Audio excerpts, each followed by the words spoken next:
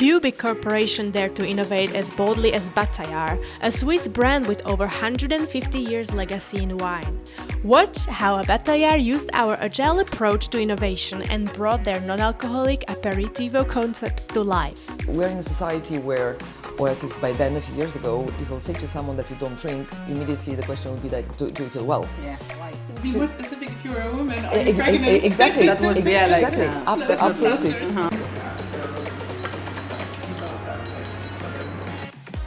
Hi, Irina. Helena. It's been two and a half years since we met exactly here at Hoffer Wines, doing some tasting for non-alcoholic wines. And here we are today, full Azzerio brand launched, winning awards. Yeah. Can you tell us a little bit about that? Definitely. So we got the news that both Azzerio Sunset and Azzerio Sunrise 0.0% have won the silver medal on the World Alcohol Free Awards. So that's big news for us. We are thrilled, and it's a big win for the brand, and also it gives us confidence on the amazing taste of our products. Also, our wine products have won medals, so it's really the bronze medal for the sparkling blanc. So it's really amazing. Yeah. It's crazy, and just to think that 5 of your products, 5 out of the 6 got recognition it's a really huge success. Yeah. And to be honest, like an awesome journey since the beginning. Maybe you can tell us a little bit about the journey, starting with how does a company like Bataillard, who has more than 100 years of legacy into the wine business in Switzerland, how do they decide to go into the non-alcoholic category? Can you tell us a little bit about that? Exactly, it's a nice recognition, especially that those are the first products that we launched in the non-alcoholic category. And Bataillard, as you said, is 150 years in the wine category. Is the third player in Switzerland in the category. I joined in 2020, where the company started actually really investing in innovation and rethinking innovation, because before in the company it was literally only about wine. So of course, Corona hit. There also a change in consumer behavior and a change in society. And when I started, I think I saw my colleagues after a few months without masks, and we were all working at home. And for me, it was also a new category. So when I started doing some consumer research, it was mainly online, and I found some interesting people in Berlin that were already doing a lot of things with non-alcoholic products. So it was a mix of understanding what people want from the non-alcoholic category, why they started drinking in a more mindful way. We're in a society where, or at least by then a few years ago, if you'll say to someone that you don't drink, immediately the question will be like, do you feel well? Yeah, why? And why? And it was interesting to be more specific if you're a woman or you're pregnant. Exactly, that was exactly, absolutely. And we did a lot of qual and quant studies, and we realized that the younger generation, they didn't have any issue to say that I don't drink and this is just a part of who I am. The most difficult part was to convince inside the company that this is the right way to go. So yes, it was a mix of understanding consumers, it was a mix of understanding trade, and also to convince internally the company.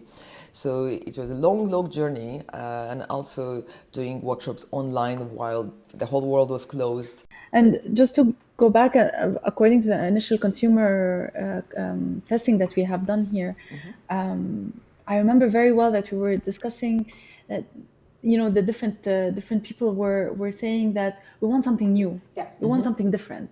And to you, what was it all about? We want something new, we want something different. This is the challenge when you ask people what they want. So very often when they have something in front of them and they try it, they'll tell you if they like it or not, because especially when it comes about innovation, it's very difficult to actually say what is that new.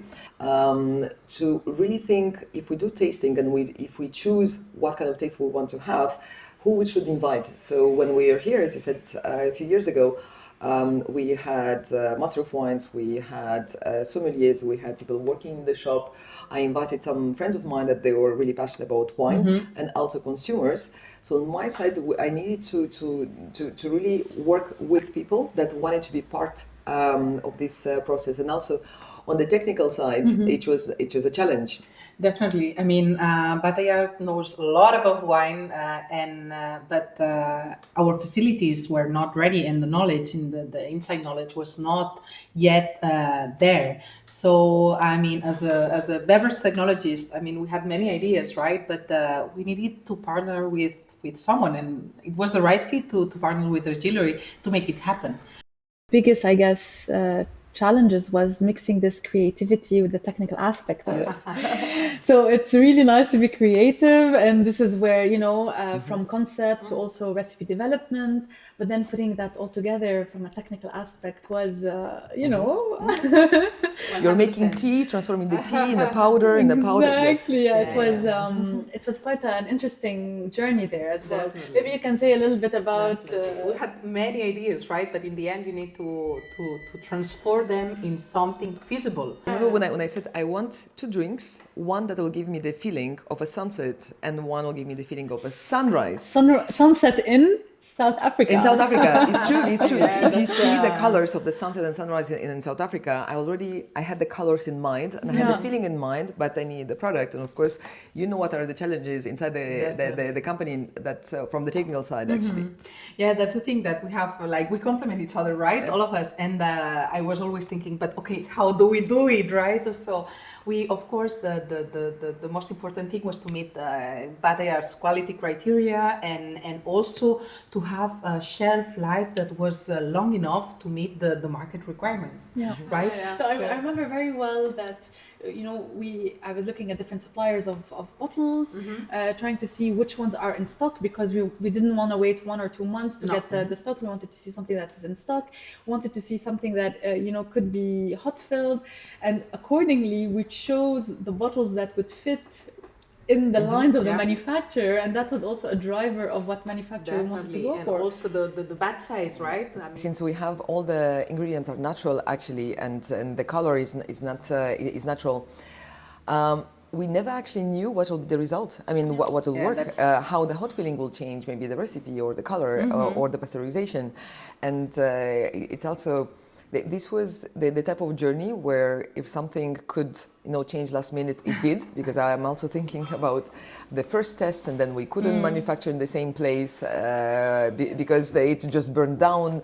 This is a project that I think at every step we needed to actually understand how again we could reassess and how again we could find another way to make it happen. We were constant pivoting. I think that what was crucial also when you did all the co-manufacturing, let's say, assessment and I think it was more than 40, right? Producers that you contacted first, and then we of course had to select. We had like a short list that you provided us, and then we selected them. For us, it was crucial that of course they could fill with bottles that could look that would look premium and that would align with Azzerio looks and feel, but also they had to be flexible. So they had to be able to do a first small batch, but then being able to scale up as we need it on the following productions, and also flexible on their mindset, right? So we did some tests on site, and then we realized that we needed to that the formula was, or the process was needed to be changed a little bit.